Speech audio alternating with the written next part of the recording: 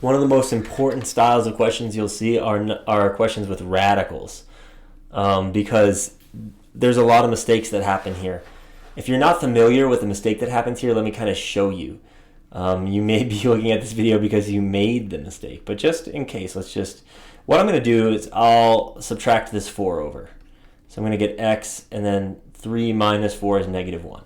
So here I am having just moved that 4 over. And then you square both sides. By the way, if you squared both sides with the 4 on the left-hand side, you would have to do like foiling. So you'd be saying just to be clear, I'll delete this in a second, but you would be saying root 2x plus 6 plus 4. That squared is the same thing as writing it twice in parentheses, and then you would have to FOIL. 2x plus 6 plus 4. And you'd have to like multiply these things together and these things together, so it doesn't do what you expect it to do. You can't just do that.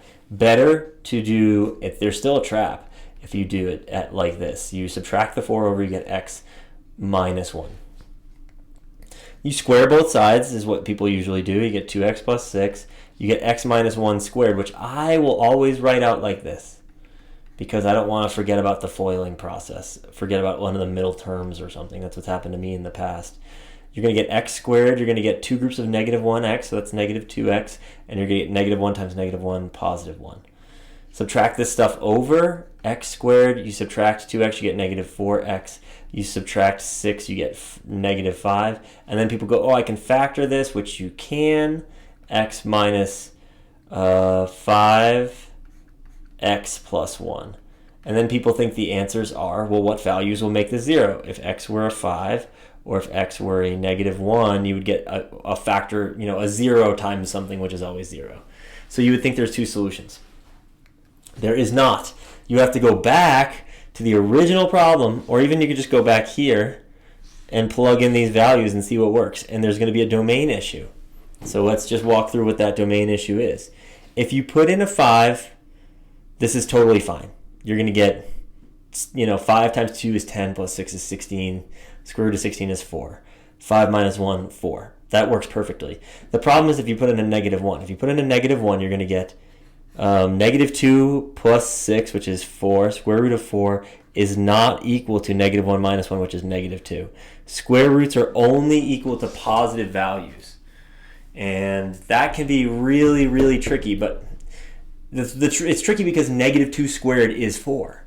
But the square root is just the positive value. And that's just something you got to remember. So, one way I've helped people remember that is I've said, look at the quadratic formula. In math, we never write anything that we don't have to write. If it were true that the square root was the positive and negative, back in this case, if like the square root of 4 was equal to plus or minus 2, which it's not, the square root of 4 is only equal to positive 2. And we don't even write that positive 2, right? We just write 2. My point is, we would not include this if it was just implied that this was plus or minus 2. It's not. So I know that's hard. A lot of people will get baffled by that. Square roots are only positive. So that's the mistake if you do it the regular way. But the point is, let me even back up here. Look, there was no reason to do all that math. These answers are 2 of the 3 values that are given to you. You did all this work and they were already on the page.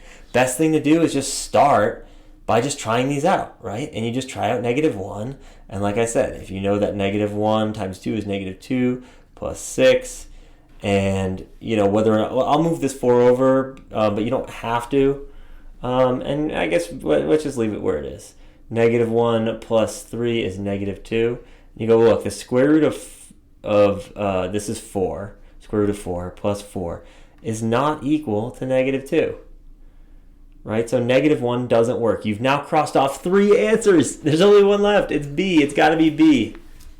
Negative 1 doesn't work. Negative 1's in all 3 other answer choices. They're all wrong. So best thing you can do is work backwards. It's kind of plugging in. It's kind of working backwards from the answer choices. But yeah, worth bringing up in this set of problems.